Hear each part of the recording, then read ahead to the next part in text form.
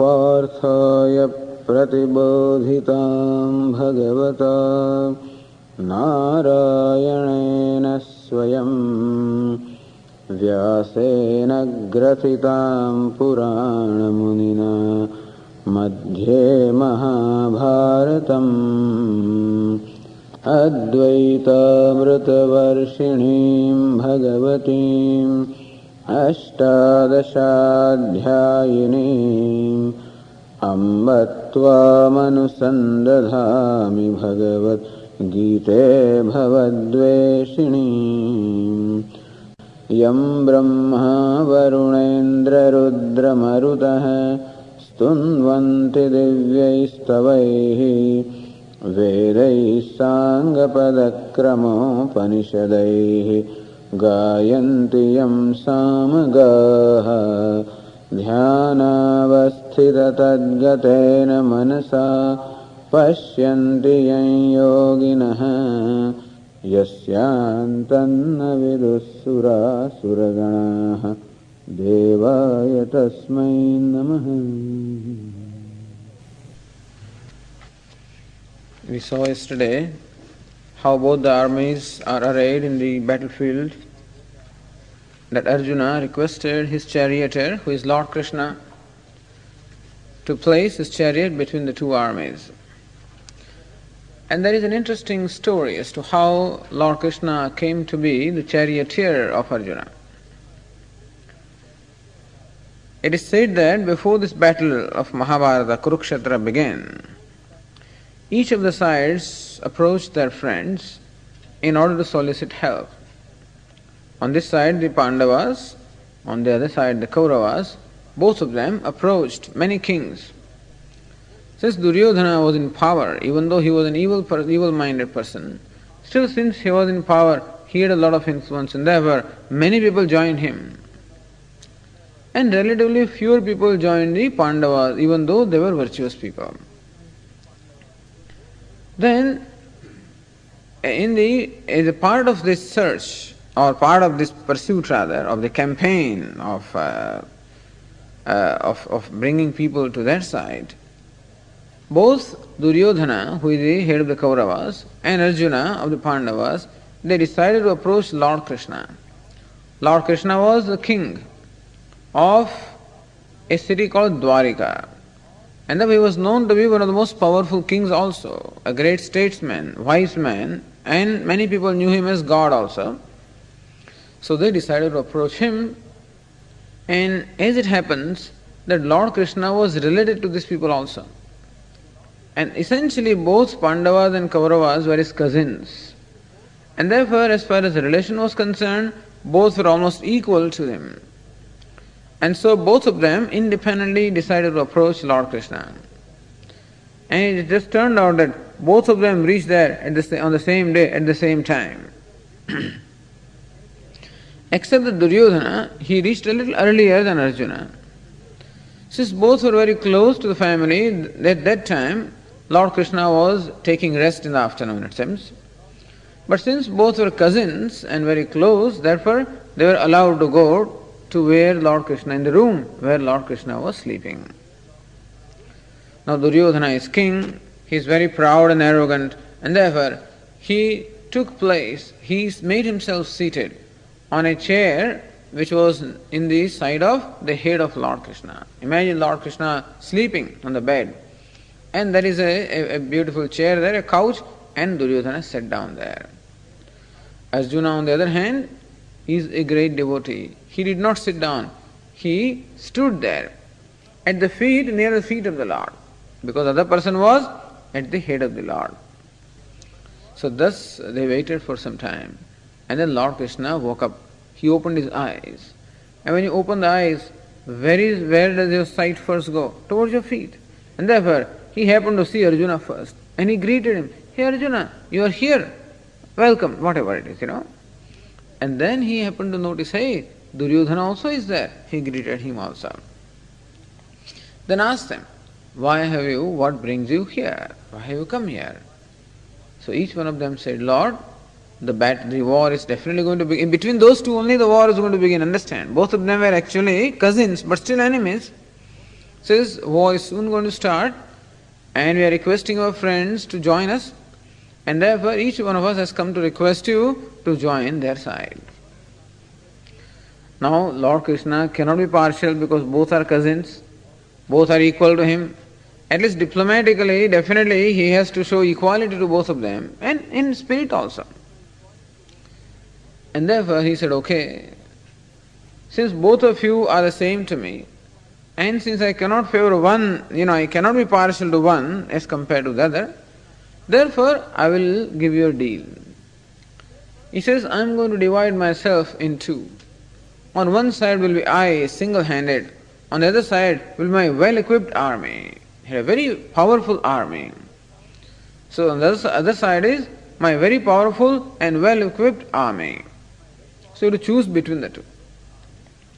So not only I will be on one side, but that I will be unarmed. I will not wield any weapons, I will not fight the battle, and therefore I will join the battle without arms. So I will be as good as a guest. So I am on one side without arms and vowed not to fight.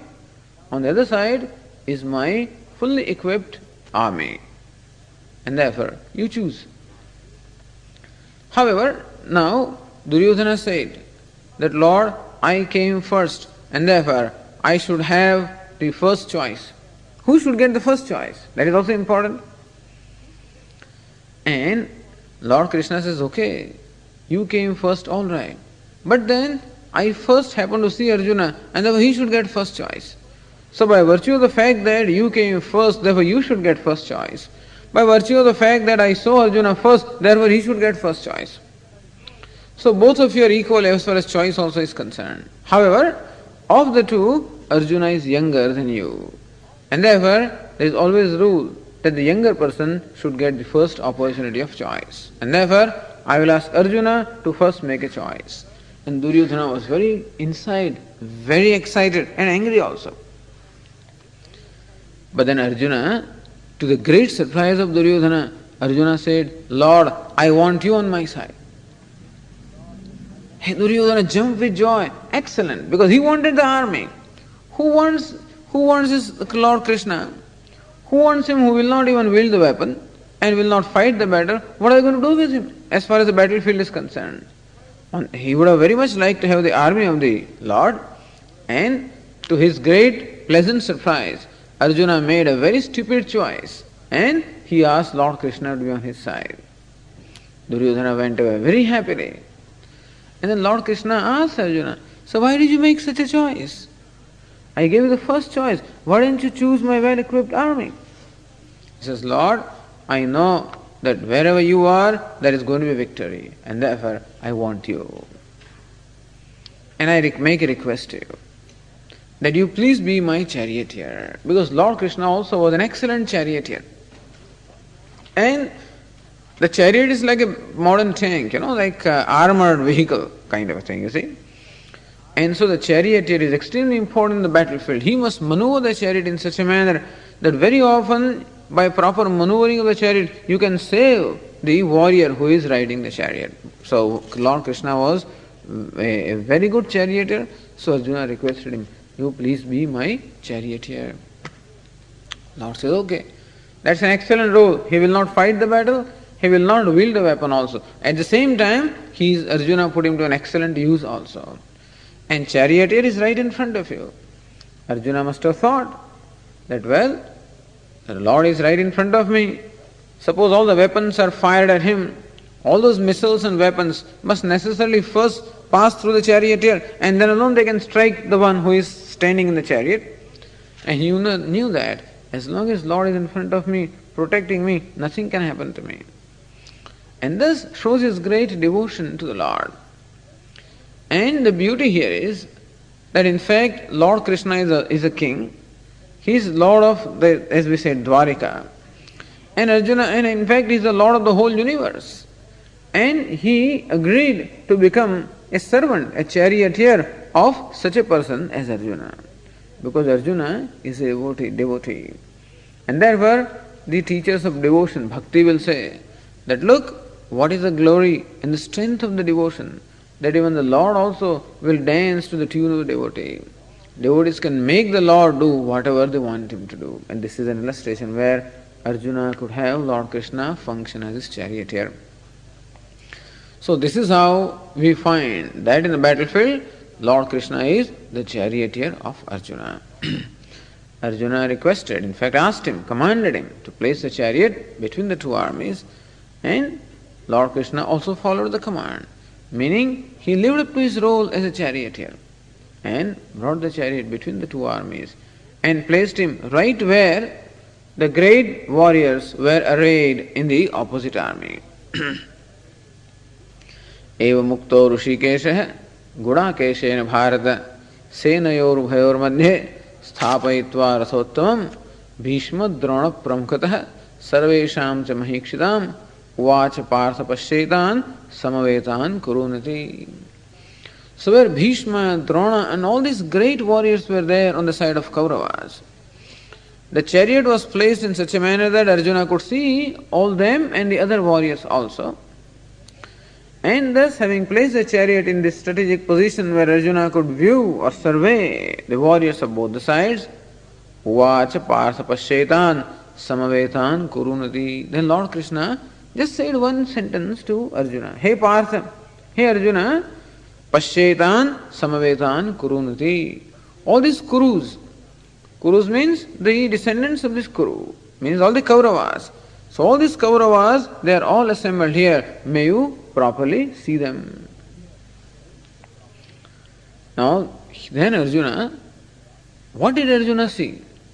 Tatra Pashya Sthitan Partha Pitrunatha Pitamahan Acharyan Matulan Bhratrun Putran Pautran Sakhim Statha Shvasuran Surudascheva Senayor Vairapi. This is how Arjuna, what does he see? He sees all this. First of all he says Acharyan, sees his great teachers. Matulan, all the maternal uncles. Then Bhratrun, all his cousins and friends and relatives. Putrans, even the sons, meaning the sons of his cousins. Pautran, grandsons. On both the sides he saw.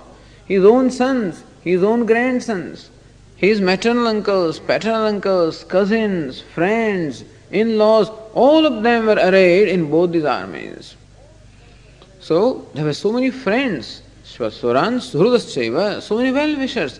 These are the people he found in both the armies. So Arjuna surveyed the two armies, and what he found is all the kith and kin. This is what he finds in the two armies. Tan samikshasa kaunteha sarvan bandhun avasthitan. When Arjuna saw this bandhun, when he saw his relatives and friends and kith and kin, all of a sudden something happened to him. Krupaya paraya vishtaha. He was filled with pity.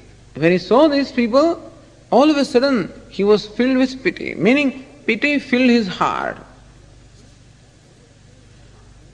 And all of a sudden started grieving. Vishidandinam abravit. All of a sudden he was struck with grief and he said these words to Lord Krishna. So, O Lord, finding that all this svajana, meaning all the relatives and all our own people are assembled in both the armies, and seeing them, I feel sidanti mama gatrani, my limbs are just very loose. Mukham cha parishusyati, my mouth is parching. Vepathuscha sharire me, my body is trembling. Roma harshascha jayate, the hair is standing on the edge. And then what? Gandivam sramsate hastat. I find that my great bow Gandiva, it is slipping from my hand. Tvakchaiva paridashyate, my skin is burning. Nacha shaknom yavasthatum, I am not even able to stand. Bhramati vache me manaha, my mind also is just unsteady. Nimittani pashyami, I see bad omens also. Thus Arjuna described his own condition. So all the symptoms that Arjuna described of himself shows that he was overtaken by a tremendous grief. And therefore, he was feeling as feverish, he was trembling, he was perspiring, his bow also was slipping from his hand. He said, I cannot even stand here. and therefore he was almost going to collapse there. In such a situation, Arjuna found himself. This is the great moha or delusion of Arjuna. The point here is that whatever Arjuna saw was a fact. That assembled on both the sides were definitely the relatives, the dear and near ones, the kith and kin. But then, is it also proper that Arjuna saw this? Because he knew even before coming to the battle who he was going to fight with. And what he should have seen actually on the other camp is the enemy. Instead of seeing them as enemies, he saw them as his brothers and cousins and whatever it is. And this is called the moha or the delusion. Because in the battlefield, there are no such relationships as cousins and as brothers and as friends. Whoever is on the other side, whoever represents the enemy side, is just the enemy, regardless of whether he is related to you or not. This is important. So Arjuna, instead of representing his side or his army, he all of a sudden looked upon these people from a personal standpoint. In fact, Arjuna is not fighting a battle for his own self. Arjuna is fighting battle on behalf of the Pandavas, on behalf of what we call dharma or righteousness. And the opposite enemy definitely stands for what we call adharma or all the evils. So Duryodhana was an evil-minded person, was known to compromise every value. And the whole army was assembled and in sympathy with Duryodhana. That means the whole army was only supporting adharma or supporting the unrighteousness. And therefore it does not matter who the people are.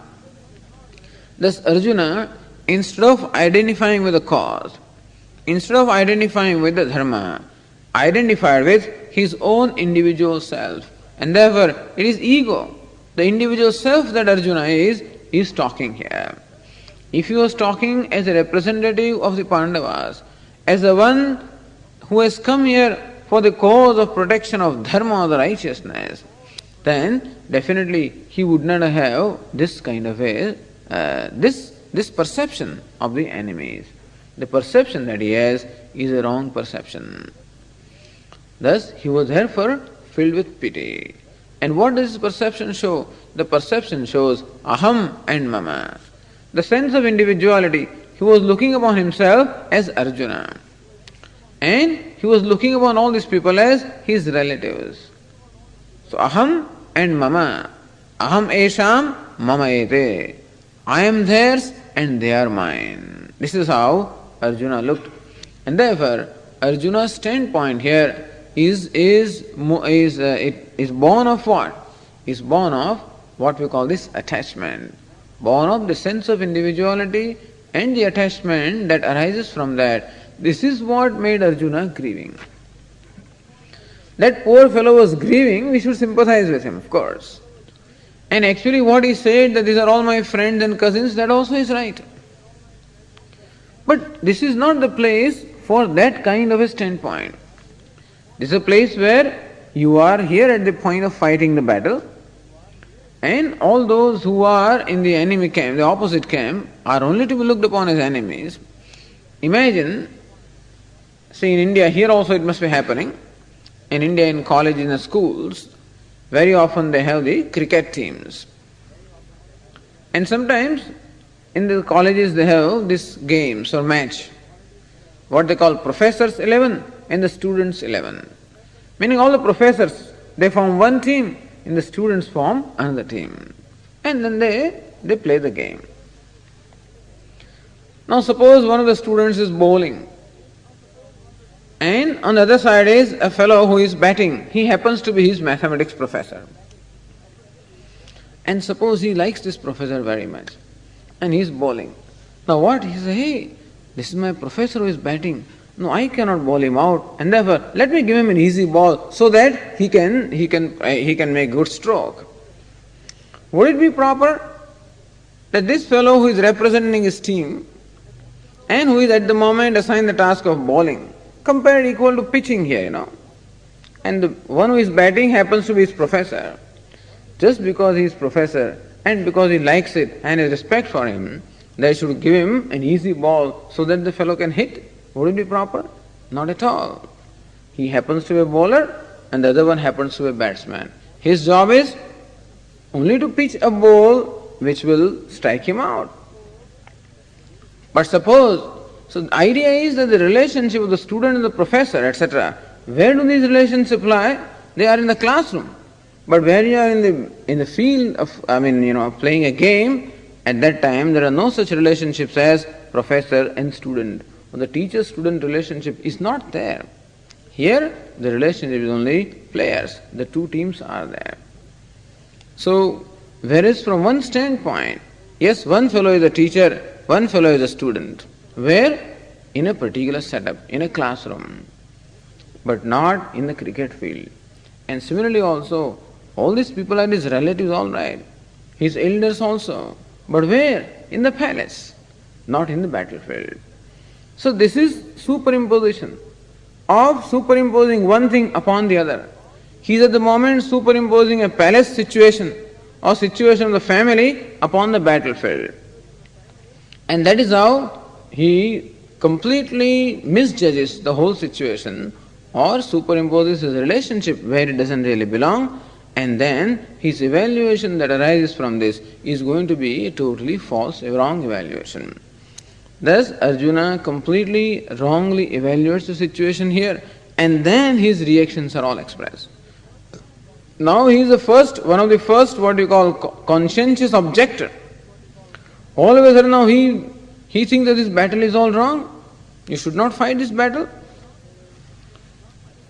Nacha shreyo nupashyami hatva svajana mahave.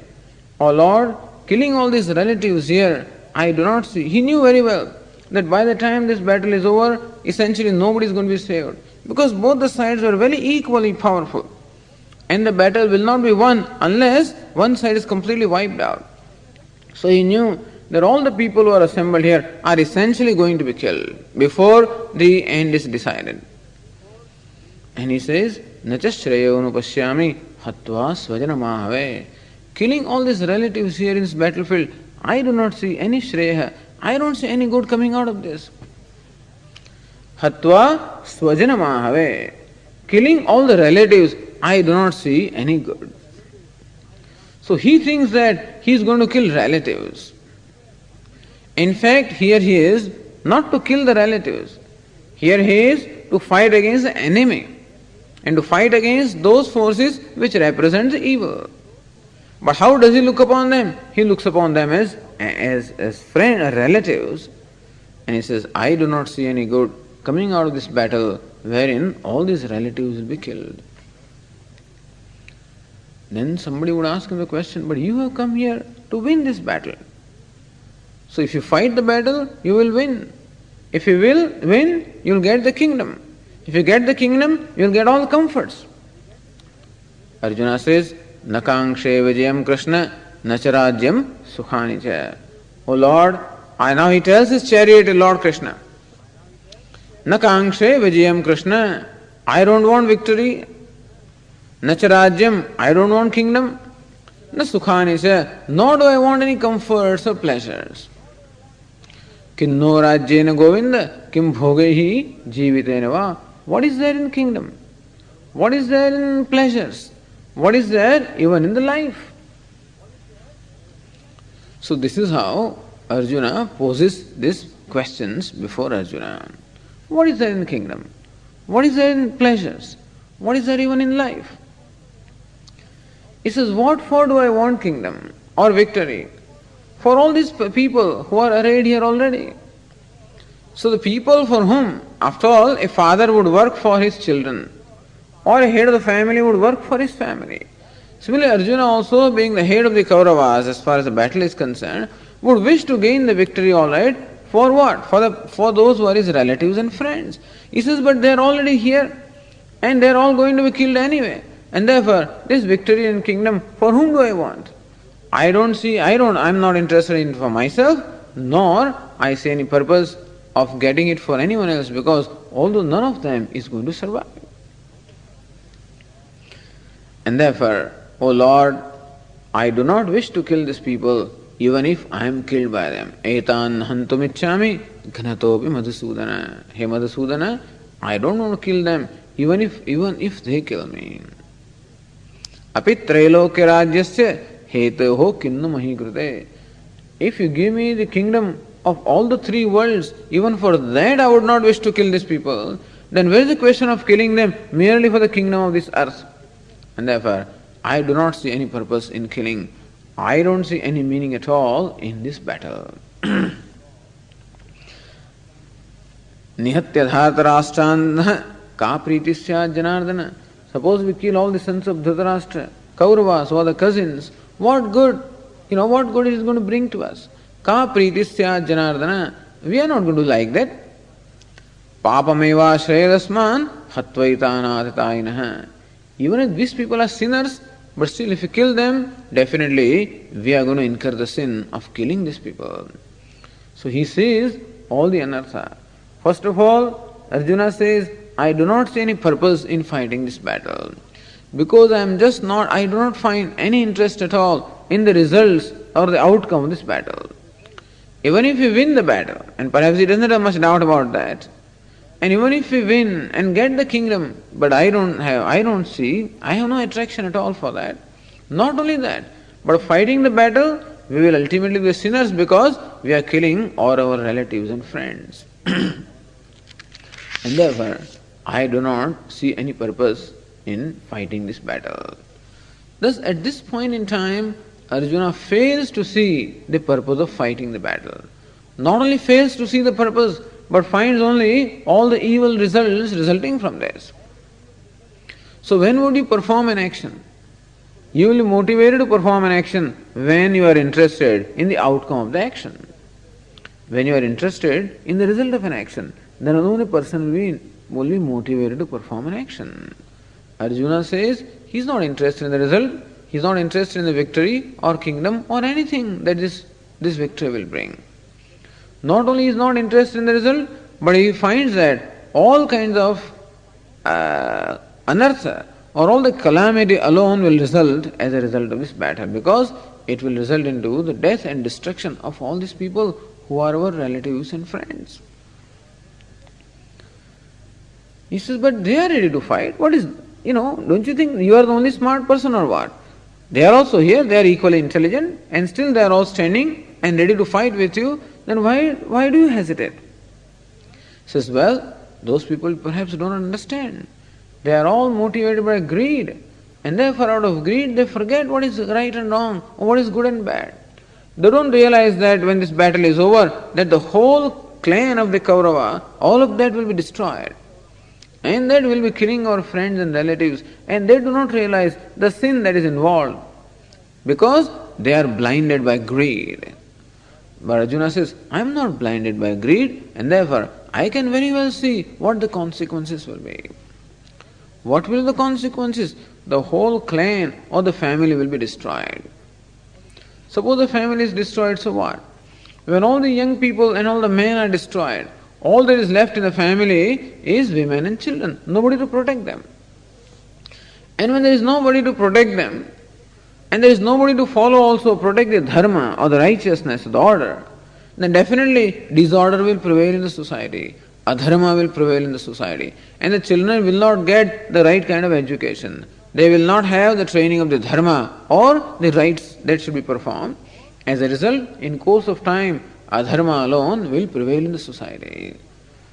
Adharma meaning the opposite of righteousness, meaning all corruption and all immorality, that alone will prevail in the society. As a result, the children who will be brought up also will be children of what? Only immoral product, all the corruption, and therefore children also will not know what their duties are. They will not be able to serve their parents or their ancestors who are departed.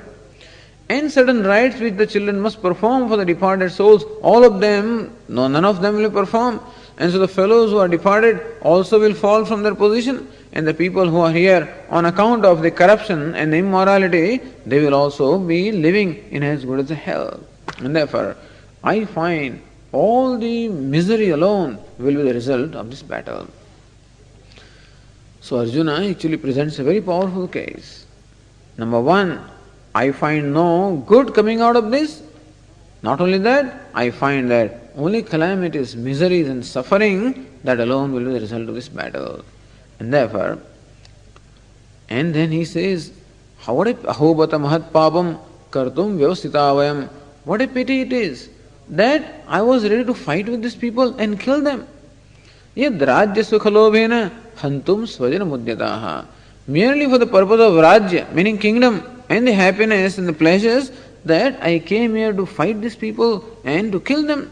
What a pity that I even thought like that. Arjuna at the moment is grieving. Says, how sad it is that I even thought of coming to this battlefield for the sake of kingdom and pleasure, that such an idea occurred to me and that we were all ready to kill these people. Yadi mama pratikaram ashastram shastrapanayah dhartarashtraha ranehanyuhu tanme kshemataram bhayet. So Lord, I'm not going to fight, I'm going to lay down my arms and I'm unarmed, and if they attack me when I'm unarmed and kill me, then also I do not see anything wrong. Let them kill me, but I cannot fight this battle. I do not see any purpose in this battle. And Sanjay reports at the end of the chapter, Eva muktva arjuna sankhye rathopasthopavishat visrujya sashram chabam shoka samvigna manasaha. Having said this, Arjuna, he discarded his bow and arrow and he just sat down, essentially collapsed, where he was standing so far in the middle of the chariot. Shoka samvigna manasaha. With his mind completely filled with grief and pity, Arjuna sat down or collapsed in the middle of the chariot, he discarding his bow and arrow. This is how the first chapter of Gītā describes the condition of the mind of Arjuna. This is called Arjuna Vishada Yoga. The yoga, the chapter's name is Arjuna Vishada, or the grief of Arjuna. So Bhagavad Gītā begins with grief. And what's the cause of grief? Essentially, death is the cause of grief. So problem that is before Arjuna is one of death. Whose death? Death of himself as well as death of other people. And that is what has caused him grief. Of course, death would cause grief for anybody. But here, this is not merely a topical problem or a situational problem. But here, what this represents also is what we call a more fundamental problem. Because this is not the first time that Arjuna has come to the battlefield. This is not the first time either that he is called upon to fight the battle and kill the enemy. He has fought a number of battles. As a matter of fact, with the very same army, he had fought battle just a few months ago. This is the story of Mahabharata.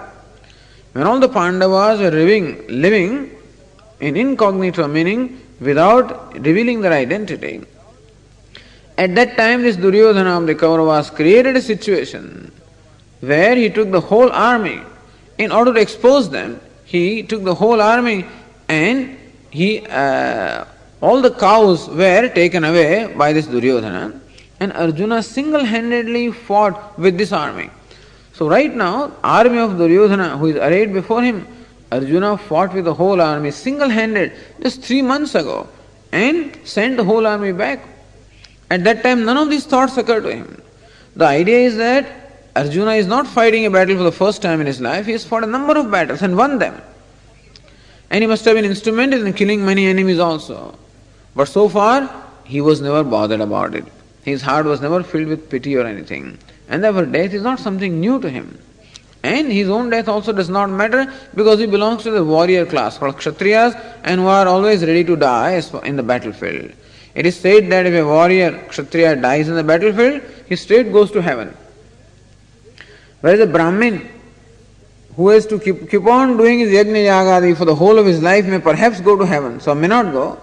But a Kshatriya, merely by fighting the battle, and if he dies in the battlefield, then straight he goes to heavens. And therefore, the warriors of the Kshatriyas, they were never afraid of the death in the battlefield. So far, this question never arose in the mind of Arjuna. And how come it arose at this time? So, for whatever reason, when Arjuna's mind was filled with pity and filled with grief, at that time he could see certain things about the life. In this grieving situation, he had a certain understanding about the various gains in the life, like victory, like kingdom, like the pleasures and things like that, which normally people covet.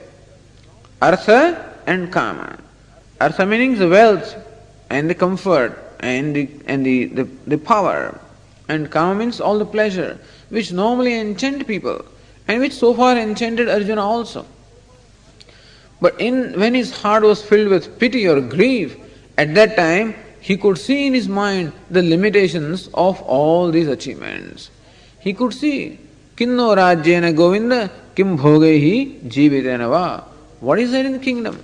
What is there in pleasure? What is there even in long life?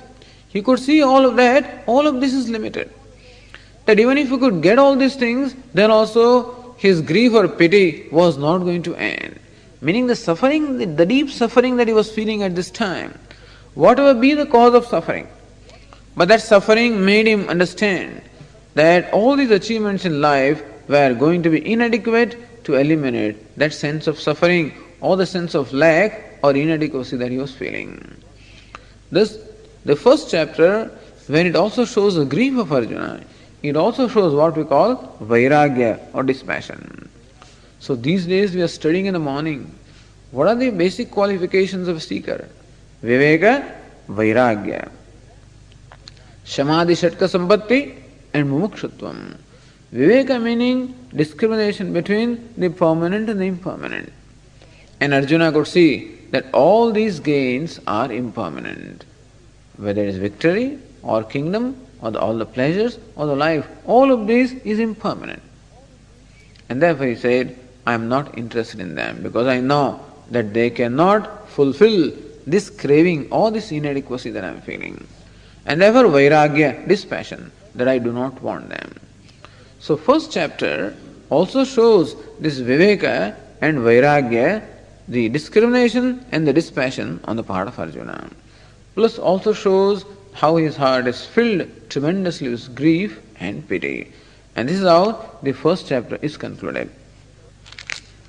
And start the second chapter, where the very same story continues.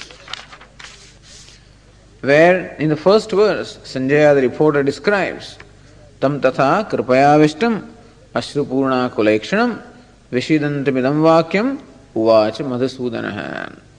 So when Lord Krishna saw that Arjuna's heart was just filled with pity, there were almost tears in his eyes, his voice was choked, he was trembling and completely filled with pity and feeling totally helpless and grieving. This is how the situation of Arjuna was, and that is what Lord Krishna found. At that time, Lord Krishna wanted to see what is the degree of sincerity or what is the depth of the emotion that Arjuna has. Whether it is only a momentary emotion which has come to his heart or what he is feeling is something very deep. And therefore, Lord Krishna tells him in two words, Kutastva kashmalamidam vishame samupasthitam anarijushtamasvargyam akirtikaram Arjuna. Hey Arjuna, why such a kashmalam? Why is this kind of a thinking has all of a sudden taken over you? So why this kind of a negative thinking? It does not behoove of you. You are a kshatriya, and therefore it is not proper for a kshatriya or a warrior to think like this. And when people know, if people come to know that this is how you behaved in the battlefield, definitely you will be defamed. All your fame and whatever you earn will definitely be lost. And not only that, but when a kshatriya runs away from the battlefield, definitely he will go to hell. I mean, these are the beliefs. Anarijustam asvargyam akirtikaram Arjuna. Hey Arjuna, first of all, it does not behoove of you, meaning it is not proper or it is not becoming of you, number one, to behave like this or think like this. Number two, asvargyam, it will deprive you of the swarga or the heavens. And thirdly, akirtikaram, even while you are alive, it will only bring you all the ill fame, because people will only criticize you and condemn you. Klaibyam masmagamah partha naitat tvayeva padyate. Hey Partha, hey Arjuna, this unmanly behavior it doesn't befit you, and therefore kshudram hridaya daurbalyam tyaktva uttishta parantapa. Give up this hridaya daurbalyam, give this weakness in their heart, and uttishta, may you arise and fight this battle. So Lord Krishna tried to revive him, revive his spirits by reminding who he was. His name was Parantapa. So Arjuna had many titles or many names, and one of the names was Parantapa. Parantapayati, who scorches the enemy. So enemies actually are scorched by whose presence. That is how so powerful Arjuna was. He says, you are well known as Parantapa, the one, the scorcher of the enemies, and it is not becoming of you to behave in this manner, to say that you want to leave this battlefield, that you don't want to fight this, and it is just improper. And therefore, you stand up, arise, and fight this battle. This is how Lord Krishna tried to invoke him, by reminding him of what he was. But even then Arjuna could not be invoked, he could not be enthused, he could not be motivated. Because his grief was so deep that all these words also could not remove that, or could not enthuse him. And then Arjuna continues to say, "So Lord, how can I fight against Bhishma?" He names two particular persons, Bhishma and Drona. Bhishma is a grandfather, and he was the leader of the household, leader of that whole clan, and all these children were brought up on his lap. And he was a grandsire, and very kind, very capable person, and these children, all of them had great respect for him because they were brought up in his lap. He says, how can I shoot my arrows at Bhishma? And other person he mentioned is Drona. Drona was a teacher. From him, all these children had learned their archery. And therefore, here is standing my teacher, from whom I have gained all this knowledge, and here is standing my grandfather, in whose lap I am brought up. How do you expect me to kill them? How do you expect me to shower them with arrows? It is only proper for me that I should worship them, or I should worship them with flowers. Instead of that, at this time, you are asking me to shoot arrows at them. How can I possibly do that? He continues to say that instead of killing these great people, most respected and reverential people, so there is great reverence in his heart, and which is the cultural thing. Instead of killing these people who are so great, so precious, and for whom I have such great reverence, I would prefer that I don't want this kingdom, will go back to the forest, and I am quite willing to even live.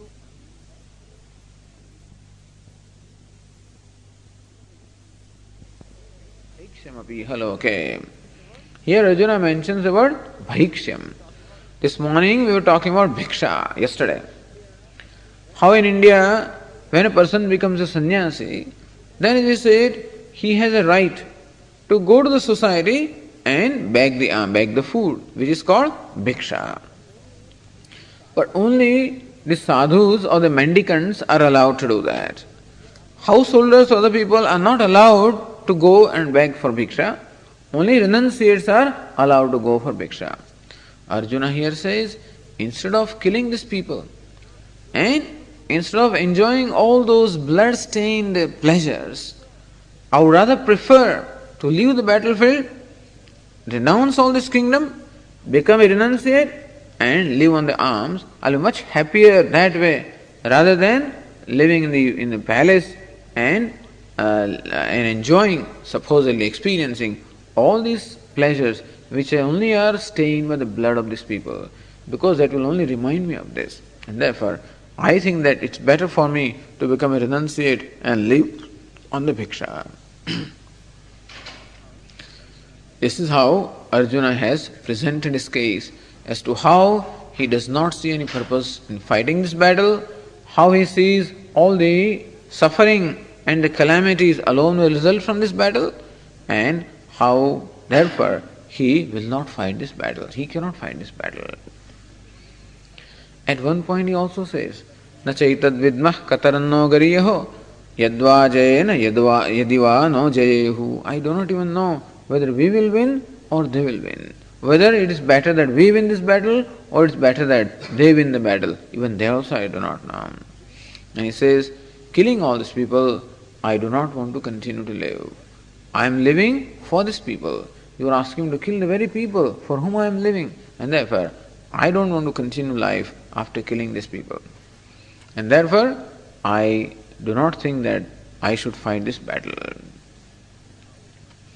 This is how Arjuna said all right. But in spite of saying it, he was not quite convinced about it in his own mind. There was a tremendous conflict in the mind of Arjuna. On one side, he was very keenly aware of what his duty was. He knew that he was a warrior, he was a Kshatriya, and his duty was to fight the battle. That Kshatriya should never turn away from the battlefield, and that he was on the side of Dharma or the virtue, and therefore to protect the Dharma or the virtue is the duty of the Kshatriya, and so he knew that he should fight the battle. So from the point of the duty, he knew that it was proper that he should fight the battle.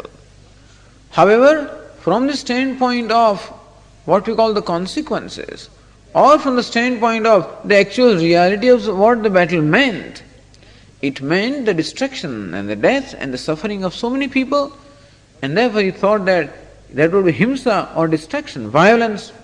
And therefore, from the standpoint of the non-violence, he thought that he should not fight the battle, whereas from the standpoint of the duty, he knew that he should fight the battle.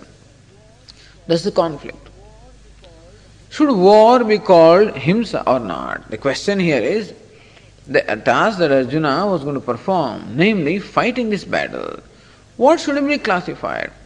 Should it be classified as violence or himsa, or should it be classified as a duty? So this was the conflict that Arjuna had, whether I should do it or not do it. And this idea of the death that overpowered him, and therefore he only said to Lord Krishna that I cannot fight this battle. But while saying it also, then at the end, he in fact makes this presentation to Lord. When this conflict grew too strong in his mind, he said, Karpanya doshopahatasvabhavah pruchhami tvam dharma sammudha chetaha yat shreyasya nischidam bruhitanme shishyasteham shadhimam tvam prapannam. I find at this time, dharma sammudha chetaha, that my mind is completely confused or completely deluded as far as dharma or what is proper is concerned. I am not able to decide at this time whether it is proper for me to fight this battle or proper for me not to fight. I am totally deluded and confused as far as dharma or the duty is concerned. And more than that, karpanya dosho pahata svabhavaha. I find that my svabhava or my mind is completely apahata. My mind is only polluted by this dosha or by this blemish or this defect of karpanya. So Arjuna declares that he is at the moment overcome by this dosha of karpanya. So this Sanskrit word, what it means is karpanya means krupanasya bhavaha karpanyam. Kripana means a miser, and this miserliness is called karpanyam. So Lord, I find that I am suffering from, or my mind all the time has been what? Only miserly. So what he is saying is that I find at this time that I have not used my mind or my intellect for the purpose for which it should have been used. He realized at this time whatever he must have heard in the past from the scriptures, and looking at his life and realizing what all has been doing so far in the life, what has he achieved in his life. And when he evaluates his achievement in life and he finds that he is nowhere, in fact he is as inadequate, as wanting, as unhappy today after all the achievements in life as he was earlier. And thus, even though the fact that he was one of the greatest archers, he was one of the most well-recognized warriors, and therefore he was the one who was a great leader, in spite of all these material achievements in his life, he finds that he has not really achieved what he should have achieved in life. That all his efforts have been sort of misdirected. He realizes that the purpose for which the human life is achieved, that purpose has not been served at all. Purpose of human life is to gain that ultimate fulfillment. And he finds that he is as unfulfilled as he was ever.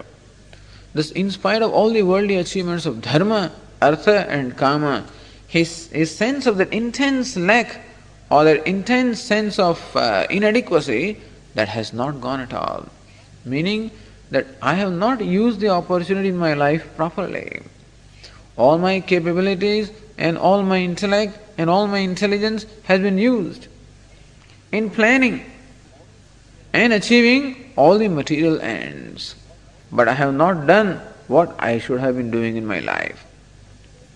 He realizes that he is called kripana, or he is called a miser, or he is called a daridra, or a poor or a pitiable person who departs from this world without gaining the knowledge of the self. Because this word comes from Brihadaranyaka Upanishad, wherein Sage Yajnavalkya says, Hey Gargi, those people who depart from this world without gaining the knowledge of self are kripanaha. They are really poor or they are miser people. Because what for is a human birth? Why has the Lord given this discriminative intellect to human being? In order that he can discriminate between the self and the non-self, between permanent and the impermanent. And this human intellect, which has the ability to gain this knowledge, whether intellect is misused or abused, then the person has really not utilized the wealth that he has been given, or is abused the wealth that he has been given. Thus Arjuna finds at this moment that he has not utilized that wealth that has been given to him, the great gift of this human intellect or the discriminative intellect, with which he could have directed towards the search for the knowledge of truth. He has not done that all these years, and he has used his intellect merely in attaining variety of material ends only. So Arjuna says, sorry, Lord, I am the one who has this blemish that I have just wasted away or misused my intellect. At the same time, I am totally confused as far as the spiritual aspect is concerned. At the same time, I am totally confused or deluded as far as even this present situation is concerned as to what is right for me to do and what is not. And therefore, Yash Shreyasyat Nischitam Bruhitan Me. O Lord, I now surrender myself to you. Tvam Prapannam, I now presently surrender myself to you. Shishyasteham, I am your disciple. Yash Shreyasyat Nischitam Bruhitan Me. You please tell me that, or you please teach me that, which will bring me Nischitam Shreyaha, which will bring me what we call Nishreyasa, or the ultimate good. So we saw this word Nishreyasa. Nishreyasa is the ultimate good, gaining which nothing remains to be gained in the life. Because we have gained so much in our life, but every gain is invariably accompanied by some loss. Whenever you get anything, you always have to pay a price for it. And therefore, no gain in life is ever going to be an absolute gain, is always going to be a relative gain. And usually, every gain is accompanied by a loss or a price to be paid. And therefore, there is no net gain at all. Even though outwardly we may gain something, we lose something by way of time, by way of energy, and by way of many other things. Nishreyasa is that gain which involves no loss at all, or that gain which is the final and the ultimate gain, gaining which nothing remains to be gained. So Arjuna says, I am tired of all these achievements I have, and still I find that I have not achieved what I had to achieve in life. So Nishreyasam, what I am seeking, Lord, is now final good, which is once and for all, or the ultimate good, gaining which nothing remains to be gained, and gaining which does not desert me again, which is always faithful, which always remains with me. I find that things are not faithful. They come to me now, and then they desert me later. And I find myself demanding and again wanting as before. So I want this want or this desire, meaning this sense of lack, to go away once and for all. This is called Nishreyasa, the ultimate good. Ultimate meaning certain. I don't want any uncertainties also, and I want this ultimate good, certain and once and for all. So he wants an absolute good, which is certain and once and for all. So this Nishreyasa is what I want. So we have to see the important point here is the question that Arjuna asks and what he requests from Lord.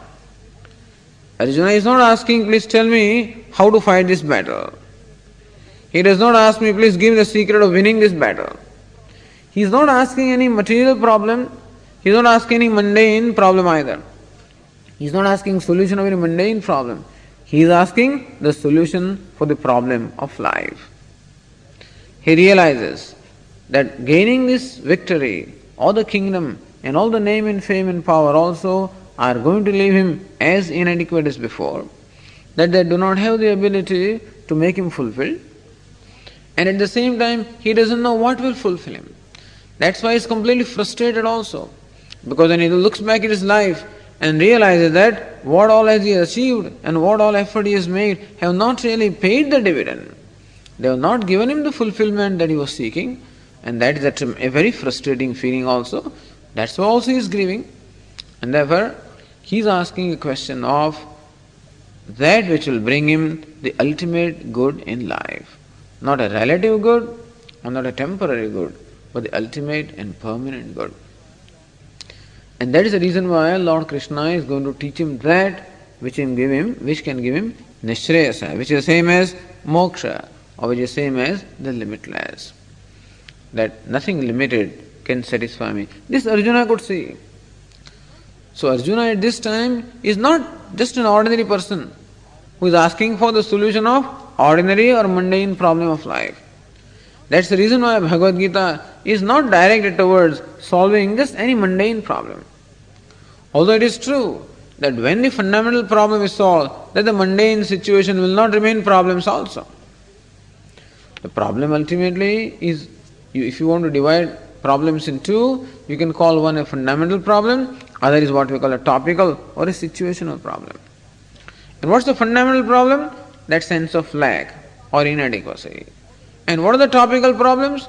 All the day-to-day problems that we have. But the day-to-day situations become problems to us because there is a fundamental problem of inadequacy or a lack or a want. If that is not there, then a person will find that day-to-day situations are there, but there is no problem, in the sense that even what we call the topical or situational problem also will be solved when the fundamental problem is solved. But by solving the topical problem, the fundamental problem cannot be solved. And therefore, Arjuna is seeking here the solution of his fundamental problem. That's why he says, Yashreyasyaat nishchitam bruhitan me shishyasteham shadhimam tvam prapannam. Please tell me which will bring me the definite and ultimate good. I am your disciple. I am surrendered to you. Shadhimam, please instruct me. Please teach me. And this is how Arjuna the warrior at this time becomes Arjuna the disciple. And Lord Krishna the charioteer becomes Lord Krishna the teacher. So role is completely changed. Now he is no more talking as a charioteer. Arjuna is no more asking as a warrior or as a master. Now the relationship is one of the student, disciple and the teacher. And that is how Lord Krishna as a teacher now will start giving instruction to Arjuna. Even after making this request, Arjuna makes one statement also. Nahi prapashyami mamapunudyat yachhokamuchhoshanam indriyanam avapya bhuma vasapatnavruddham rajyam suranam api chadhipatyam. He says that pain that I am suffering, that grief that I am suffering right now in my mind and my sense organs, that burning sensation that I have in my sense organs, that grief that I have in my mind, I don't think that suffering and the grief can go even if I am given the kingdom of all the three worlds. Avapya bhumau asapatnam ruddham rajyam. If the kingdom of the whole earth is given to me, without any competitor or an enemy. Or if you give me, Lord, even the kingdom of the heavens, I do not think that all that achievement also is capable of removing that grief and the intense suffering that I am feeling. So Arjuna shows his total vairagya or dispassion. So it is not that he is asking for this knowledge because there is no other choice.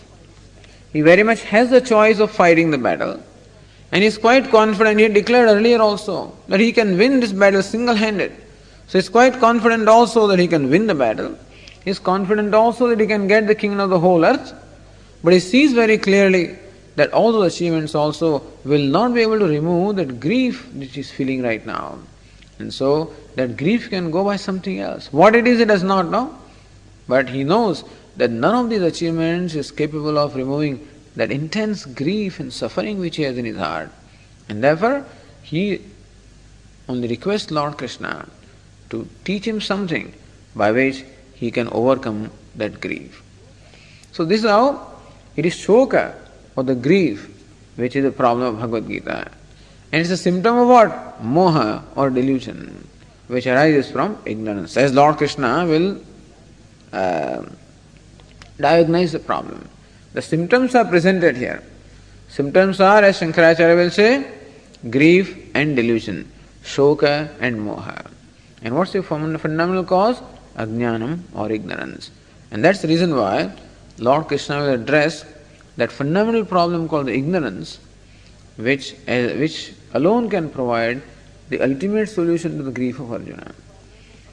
Temporarily, if you solve the problem of fighting the battle, and somehow you can psych him up and don't worry about it, etc. But that will not eliminate his grief. And therefore, Lord Krishna addresses that fundamental problem of Arjuna, which is the fundamental problem of all the human beings. Because if this teaching was directed only to Arjuna and to solve Arjuna's particular problem, then we would not be interested in Bhagavad Gītā. Then it would not be scripture. Scripture is that which is addressed to every human being and which must have a universal content.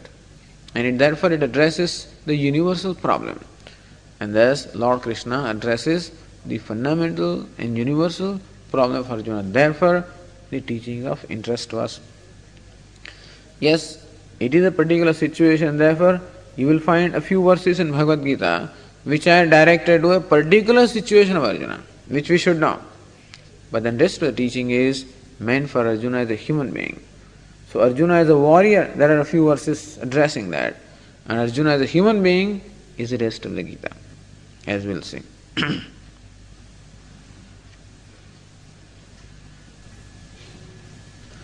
Om Purnamadah Purnamidam Purnat Purnamudachyate Purnasya Purnamadaya Purnameva Vashishyate.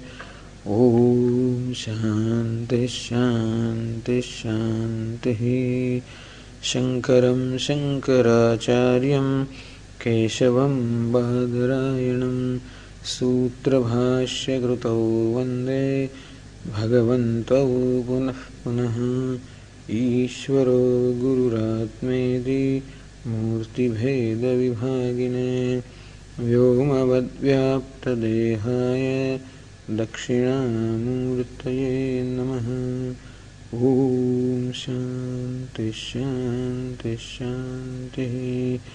Hari Om Shri Gurubhyo Namaha. Hari Om.